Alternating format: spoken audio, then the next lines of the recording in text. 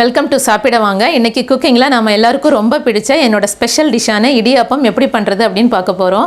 சங்கீதா ரவீந்திரா நீங்கள் கேட்ட மாதிரி இடியாப்பம் எப்படி பண்ணணும் அப்படிங்கிற ஃபுல் ஸ்டெப்ஸும் கிளியராக கொடுத்துருக்கேன். இது மாதிரியே ஃபாலோ பண்ணுங்கள். நீங்கள் ஹாப்பின்னு நினைக்கிறேன். செஞ்சு பார்த்துட்டு எப்படி இருக்குன்னு கமெண்ட்ஸில் சொல்லுங்கள். வீடியோ ஸ்கிப் பண்ணாமல் கடைசி வரைக்கும் பாருங்கள். தொடர்ந்து நம்மளோட வீடியோஸ் பார்க்கணுன்னா நம்மளோட சேனல் சப்ஸ்கிரைப் பண்ணுங்கள். அதுக்கு பக்கத்தில் இருக்கிற பெல் ஐக்கான் கிளிக் பண்ணுங்கள்.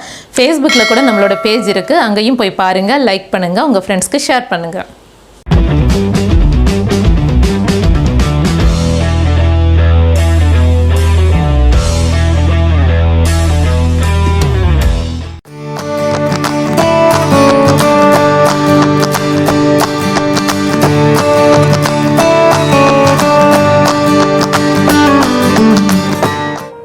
இன்றைக்கி நம்ம 1/2 kg பச்சரிசி எடுத்திருக்கோம். பச்சரிசியில் 2 டைப் இருக்குது. ஒன்று சாதம் பச்சரிசி, இன்னொன்று மாவு பச்சரிசி. சாதம் பச்சரிசி ஸ்லிம்மாக இருக்கும், மாவு பச்சரிசி கொஞ்சம் குண்டாக இருக்கும். அது நீங்கள் 2 பச்சரிசியும் வச்சுட்டு பார்த்தாவே டிஃப்ரென்ஸ் தெரியும். மாவு பச்சரிசி நீங்கள் வாங்கிக்கோங்க. மாவு பச்சரிசியில் பண்ணாதான் இடியாப்பம், முறுக்கு எல்லாமே ரொம்ப டேஸ்ட்டாகவும் நல்லாவும் வரும். ஸோ அது கரெக்டாக பார்த்து நீங்கள் வாங்கிக்கோங்க. இப்போது இந்த அரிசியை நல்லா கழுவிட்டு ஒரு 2 மணி நேரம் தண்ணியில் ஊற வச்சிடலாம். அரிசி நல்லா ஊறிடுச்சு. இப்போது ஒரு துணி மேலே அரிசியை போட்டு ஃபேன் கடியில் வச்சு காய வச்சுக்கோங்க. கையில் ஈரம் ஒட்டாத அளவுக்கு காஞ்சா போதும். அரிசி கையில் ஈரம் இல்லை ஒட்டாத அளவுக்கு நல்லா ட்ரை ஆகிடுச்சு. இனிமேல் மிக்ஸி ஜாரில் போட்டு மாவு பண்ணிக்கலாம்.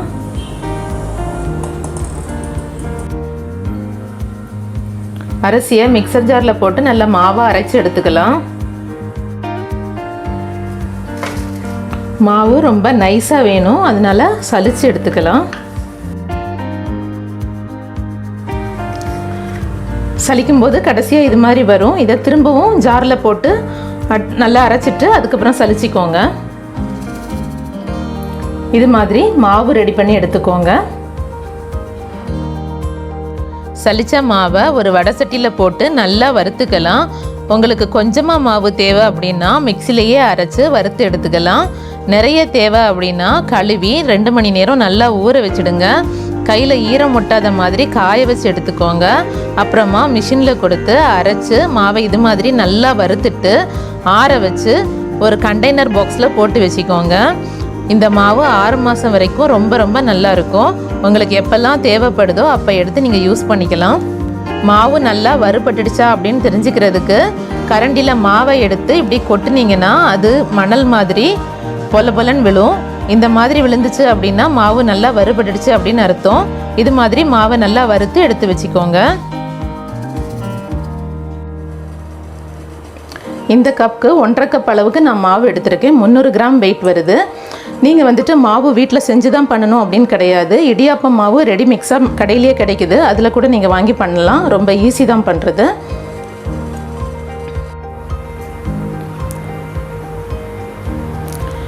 மாவு பிசைகிறதுக்கு 3லேருந்து 4 கப் அளவுக்கு தண்ணி எடுத்துக்கோங்க. நார்மல் வாட்டர் ஊற்றி பிசையக்கூடாது, இடியாப்பம் வராது. ஹாட் வாட்டர் தான் ஊற்றணும், அதுவும் நல்லா கொதிக்கிற வாட்டர் தான் ஊற்றணும். ஒரு சிலர் மாவுலேயே உப்பு போட்டுடுவாங்க. நாம் தண்ணியிலையே போட்டுடுறோம். உப்போட டேஸ்ட் நல்லா தெரிகிற அளவுக்கு சால்ட் ஆட் பண்ணிக்கோங்க தண்ணியில். அப்போ தான் மாவில் நம்ம ஊற்றி மிக்ஸ் பண்ணும்போது மாவோட டேஸ்ட் கரெக்டாக இருக்கும்.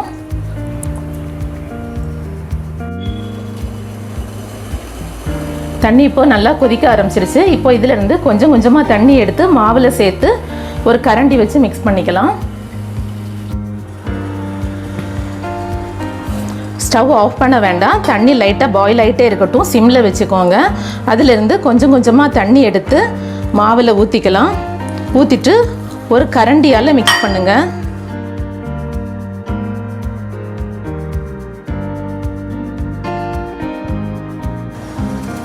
இது மாதிரி கொஞ்சம் கொஞ்சமாகவே மாவு தண்ணி ஆட் பண்ணிக்கோங்க. மாவு ரொம்ப தண்ணி ஆயிடக்கூடாது. சப்பாத்தி மாவு பதத்துக்கு கொஞ்சம் கெட்டியாக இருக்கணும்.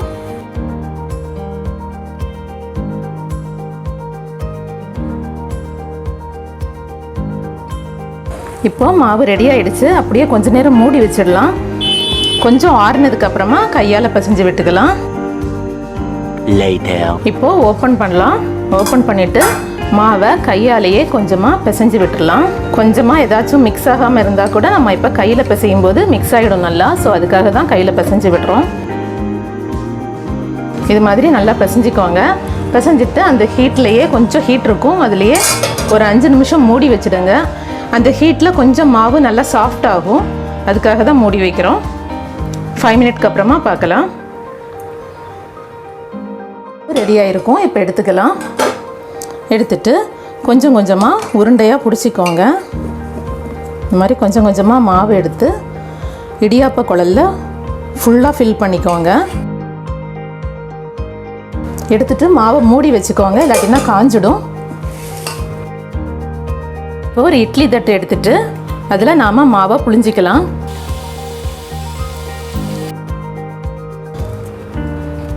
நீங்கள் கண்டினியூவாக சேர்த்து அப்படியே சுற்றி கூட புழிஞ்சிக்கலாம். நான் தனித்தனியாக எடுக்கிறதுக்காக தனித்தனியாக புழிஞ்சிருக்கேன். உங்களுக்கு எப்படி விருப்பமோ அது மாதிரி நீங்கள் புழிஞ்சிக்கோங்க.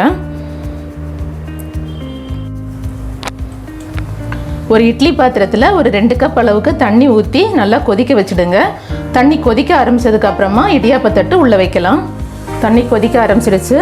இப்போது இடியாப்பத்தட்டு இப்படி உள்ளே வச்சுட்டு க்ளோஸ் பண்ணி வச்சிடலாம். ஒரு 2 நிமிஷத்துக்குள்ளே ரெடி ஆகிடும். இப்போது 2 நிமிஷம் ஆயிடுச்சு. செக் பண்ணலாம். இடியாப்பம் வெந்துடுச்சான்னு பார்க்குறதுக்கு மேலேருந்து இப்படி எடுத்து பார்த்தீங்கன்னா கையில் ஒட்டாது. இப்படி இருந்தாலும் வெந்துடுச்சு. இல்லாட்டினா ஒரு ஸ்பூனோட பேக் சைடு எடுத்து ஒரு இடியாப்பத்தில் இப்படி குத்திட்டு எடுத்திங்கன்னா இங்கே எந்த மாவுமே ஒட்டாது. இந்த மாதிரி இருந்தாலும் இடியாப்பம் வெந்துடுச்சு அப்படின்னு அர்த்தம். இப்போ எடுத்துடலாம்.